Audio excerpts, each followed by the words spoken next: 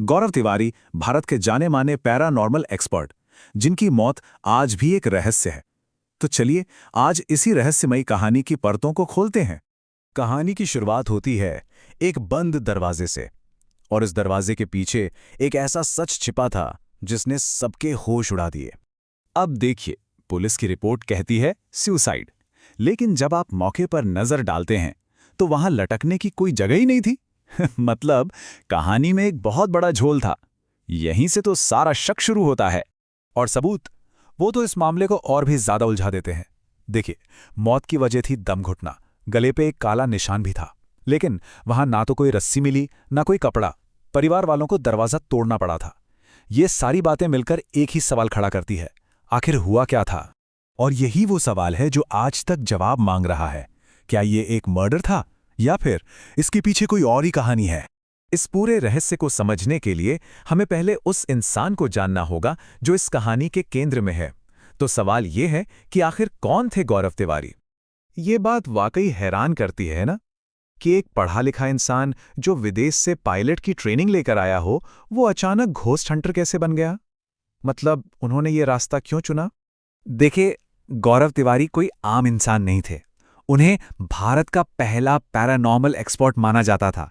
मतलब उन्होंने इस फील्ड में एक तरह से नई शुरुआत की थी, और वो भी वैज्ञानिक तरीकों से इन रहस्यों की पड़ताल करते थे। उनका काम इतना असरदार था कि उनकी असली जिंदगी की कहानी पर भाई नाम की एक बहुत ही पॉपुलर टीवी सीरीज भी बनी। इसी सीरीज ने पैरानॉर्मल की दुनिया को घर घर तक पहुंचा दिया था। अब गौरव तिवारी की कहानी हमें उस दुनिया की तरफ ले जाती है जिसकी वो खोज करते थे, यानी कि समझ से परे शक्तियों की दुनिया। चलिए जरा इसे समझने की कोशिश करते हैं। तो ये पैरानॉर्मल शक्ति आखिर है क्या? देखिए, इसका मतलब जरूरी नहीं कि कुछ बुराई हो। सीधी सी बात है, ये वो ताकतें हैं जिन्हें हम इंसान फिलहाल समझ नहीं पाए हैं। ये एक तरह से उस अज्ञात की खोज है जो आज के विज्ञान की समझ से बाहर है।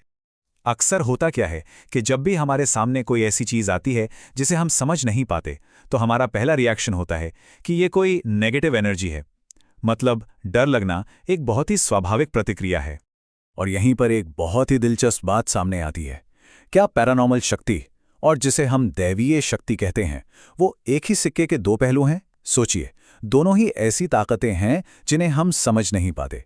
बस फर्क इतना है कि एक को हम डर से जोड़ते हैं और दूसरे को आस्था से।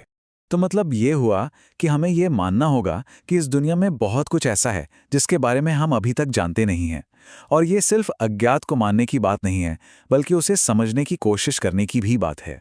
और आखिर में गौरव तिवारी की कहानी हमें इसी गहरे सवाल के साथ छोड़ जाती है। ये कहानी सिर्फ एक अनसुलझी मौत का रहस्य नहीं है, बल्कि ये हमारी अपनी समझ की सीमाओं की भी कहानी है। शायद कुछ अनुभव हमेशा हमारी परिभाषाओं और समझ से परे ही रहेंगे।